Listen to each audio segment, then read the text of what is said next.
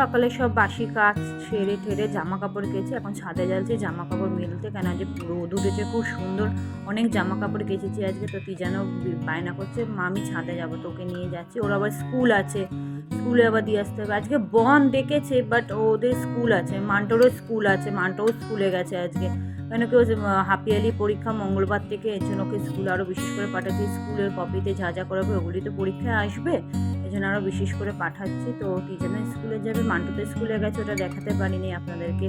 তো তিজানের স্কুলে যাবে গিয়ে, তো আমি তাড়াতাড়ি করে জামা কাপড় মিলে তারপরে তিজানকে খাওয়াবো, খাইয়ে তারপরে স্কুলে পাঠিয়ে দেবো। তারপরে আমি আবার ওই বাড়িতে যাবো।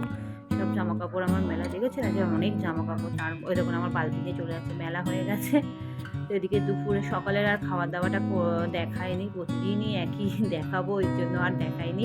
এদিকে হচ্ছে আজকে ইলিশ মাছ নিয়ে এসে, ইলিশ মাছ হবে, ইলিশ মাছ সর্ষে বাটা দিয়ে বেগুন দিয়ে মাখা মাখা হবে একটুখানি, আর ওদিকে পুঁই শাক হবে আর ট্যাংরা মাছ হবে, ছোট ছোট জ্যান্ত ট্যাংরা মাছ নিচ্ছে, ট্যাংরা মাছ হবে। এদিকে ইলিশ মাছগুলো হালকা করে ভেজে নিচ্ছে আমার যা, ভেজে নিয়ে সর্ষে বাটা দিয়ে বেগুন দেবো। ইলিশ মাছটা আজকে ঝোলটা খুব সুন্দর হয়েছিল, যে মাছের ঝোলটা, তাই একটুখানি দেখালাম আপনাদের। দেখতে থাকুন আজকের ব্লগটা।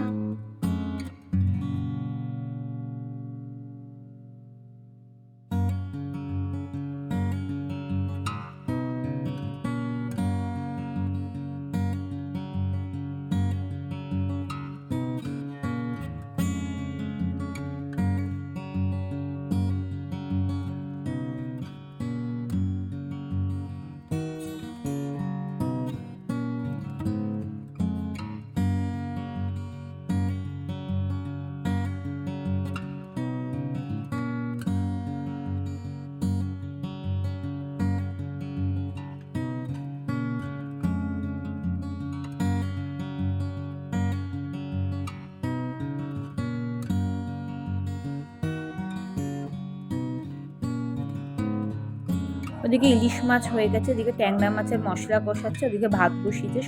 সকালে ভাত বসানো ভাত ছিল, ওই ভাতই আমার মেজো ভাসুর আমার বড়রা খেয়ে নিয়েছে। আর এটা ট্যাংরা মাছ কষানো, ট্যাংরা মাছের